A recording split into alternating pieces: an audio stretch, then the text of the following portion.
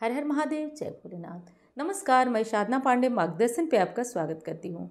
दोस्तों, मोहिनी एकादशी वैशाख मास शुक्ल पक्ष की एकादशी को कहते हैं, जब देवताओं और दैत्यों में अमृत के पान के लिए लड़ाइयाँ होने लगी।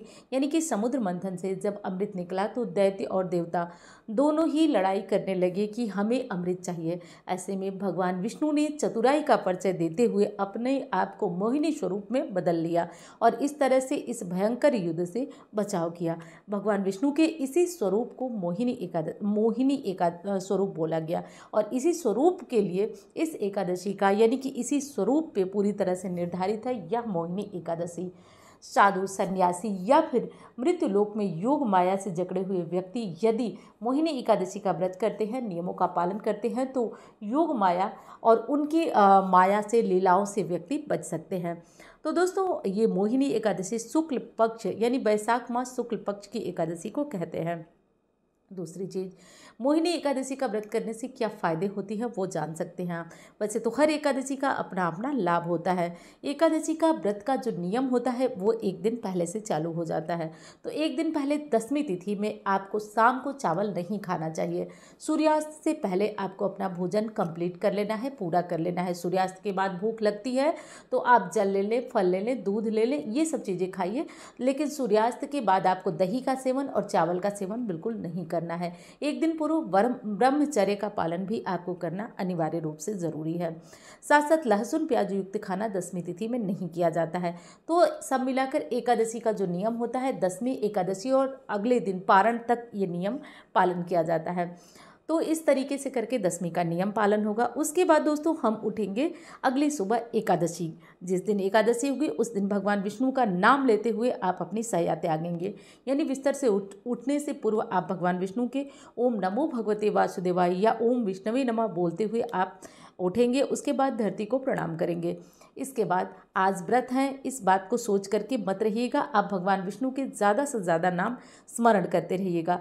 व्रत में खाने पीने के नियमों का विशेष ध्यान रखा जाता है। एकादशी व्रत करने वाले को कभी भी चावल का दान, आज अनाज का वैसे तो नहीं करना चाहिए, विशेषकर चावलों का दान नहीं किया जाता है। एकादशी व्रत करने वाले को चावल का दान नहीं करना है। चावल जो लोग व्रत नहीं करते हैं वो भी आज चावल का त्याग करेंगे।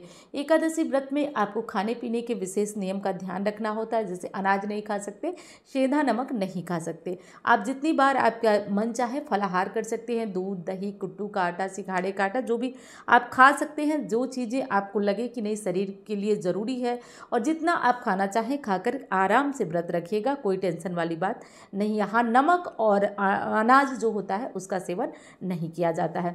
शुक्ल पक्ष मोहिनी एकादशी किस दिन पड़ रही है ये जान लेते हैं। मोहिनी एकादशी 18 मई 2024 दिन शनिवार को सुबह 11:22 पर शुरू होगी और तिथि का समापन 19 मई 2024 को दोपहर 1:50 तक होगा। तो जैसा कि आपको पता ही है कि उदया तिथि के अनुसार 19 मई को ही मोहिनी एकादशी का व्रत 19 मई रविवार को हम लोग करेंगे, क्योंकि शुद्ध सात्विक एकादशी हमें 19 मई को मिल रही है। तो 19 मई को मोहिनी एकादशी का व्रत करेंगे। क्या खाएंगे, क्या दसवीं के नियम है, ये हम जान चुके हैं। अब हम जानते हैं कि अगले दिन पारण का हमारा क्या नियम है। दोस्तों, अगले दिन एकादशी तिथि समाप्त होने के बाद हम पारण करते हैं। पारण से पहले हर व्यक्ति को कुछ न कुछ दान अवश्य निकालना होता है। दान में आप अनाज निकालें, कुछ धन यानी कि कुछ पैसे निकालें, और पारण करने से पहले आप इन चीज़ों को किसी धार्मिक स्थान, मंदिर वगैरह में भिजवा सकते हैं। नहीं हो सकता ये चीज़ें तो आप अपने घर में रखे रहें। जब पारण कर लें तो शाम को या कभी भी ले जाकर आप इसे दान कर लीजिएगा। पारण से पहले इस चीज़ का ध्यान रखें कि जो पारण का शुभ मुहूर्त होता है उसमें आप भोजन अपना तैयार कर लें। भोजन में लहसुन, प्याज और सरसों के तेल का इस्तेमाल नहीं किया जाता है। पारण के दिन 3 बार अन्न नहीं सेवन किया जाता है। 3 बार अन्न सेवन करने से उस एकादशी का फल त्रिष्ठा को चला जाता है।